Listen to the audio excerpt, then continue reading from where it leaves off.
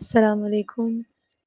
آج ہم class 6 residential series کے یونٹ 4 کو کمپلیٹ کریں گے۔ ہمارے یونٹ میں ہمارے پاس یہاں پہ ایک پوئم دی گئی ہے جس کا نام ہے اے پریئر۔ آئے ہم اس پوئم کو پڑھتے ہیں۔ A prayer let me give, I do not know how long I will live, but while I live, God, let me give some comfort to someone in need.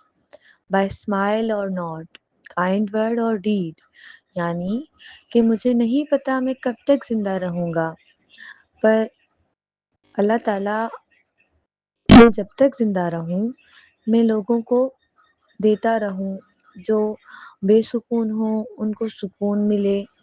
اب وہ سکون کیسے مل سکتا ہے؟ لازمی نہیں ہے ہم کسی کے لیے بڑی بڑی کچھ کوئی چیز کریں تبھی ہم لوگوں کے لیے کمفرٹ دے سکتے ہیں یا ان کو کوئی سکون مل سکتا ہے۔ ہماری چھوٹی سی اسمائل یا کسی کی بات پر سر ہلا دینے سے یا کوئی کائنڈ ورڈ یا کوئی اچھا کام کرنے سے بھی ہم لوگوں کے لیے سکون دے سکتے ہیں۔ سو ہمیں کوشش کرنی چاہیے کہ جب تک بھی ہم زندہ رہیں ہماری ایک اسمائل یا ہمارے سر کو ہلا دینے سے کسی کو اگر سکون ملتا ہو تو ہمیں وہ سکون ان کو دینا چاہیے۔ And let me do whatever I can to easy things for my fellow men. I want nothing but to do my part, to try to lift a tired and weary heart. یعنی مجھے اتنی طاقت دیں کہ میں کچھ کر سکوں اپنے ساتھ ان دوسرے انسانوں کے لیے، تاکہ جو میرے حصے میں لکھا ہوا ہے یعنی میری وجہ سے کسی کا تھکا ہوا دل اس کو سکون مل جائے۔ To change people's frowns to smile again, then I will not have lived in vain, and I will not care how long I will live, if I can give and give and give.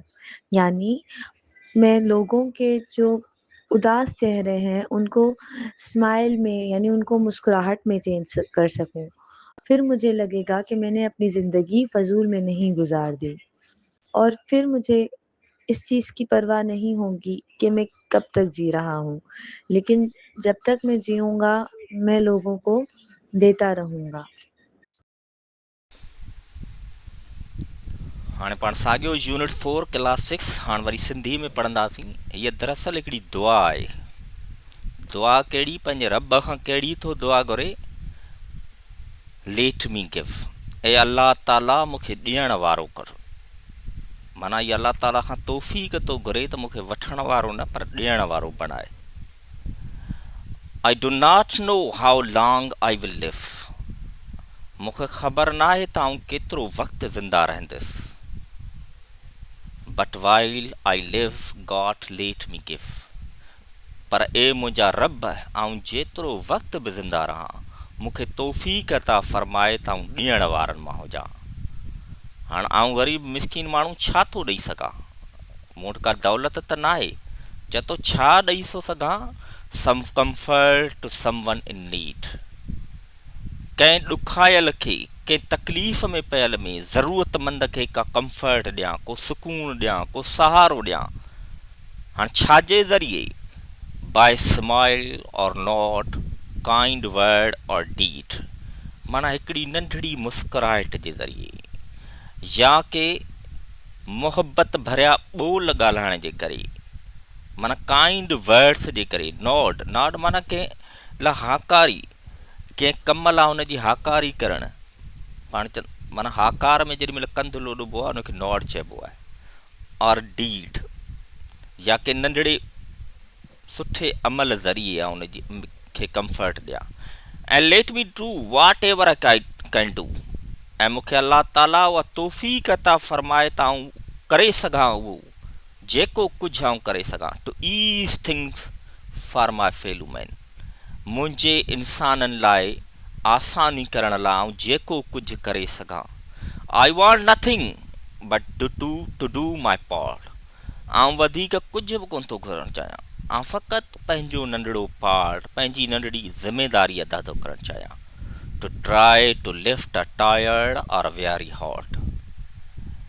माना छा लाइ कंहिं थकल खे कंहिं गमज़दा दिल खे ऐं हौसलो ॾियण वारो थियां. टू ट्राई लिफ्ट माना हौसलो ॾियणु, माना कंहिं मजबूर खे, कंहिं परेशानीअ वारे माण्हूअ खे, उदास माण्हूअ खे ऐं उनखे हौसलो ॾियण वारो थियां.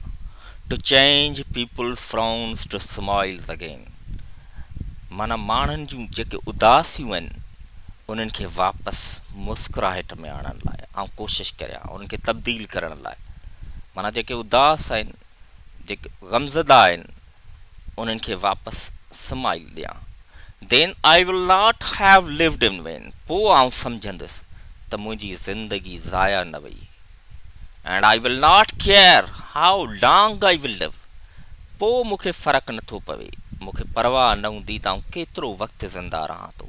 चवंदा कोन्हनि भले थोरो जीजे पर सुठो जीजे, इंसान ज़ात लाइ जीजे. If I can give and give and give, माना चए थो त जेकॾहिं मुंहिंजी उहा ज़िंदगी सजाई वई ऐं ॾियण वारो थियसि, दुनिया खे कंफर्ट ॾियण वारो, इंसान ज़ात जी मदद करण वारो, त पोइ मूंखे इहो पछतावो न थींदो त आउं थोरो थो जियां या वधीक थो जियां. जेतिरो बि जियां पर इंसान ज़ात जी भलाईअ लाइ जियां. त इहा तमामु ज़बरदस्त दुआ हुई, पाण सभु गॾिजी पढ़ी. उमेद आहे तव्हांखे सम्झ में पाई हूंदी ऐं इन दुआ मां काफ़ी कुझु सिखण लाइ असां लाइ मौजूदु आहे. Thank you so much.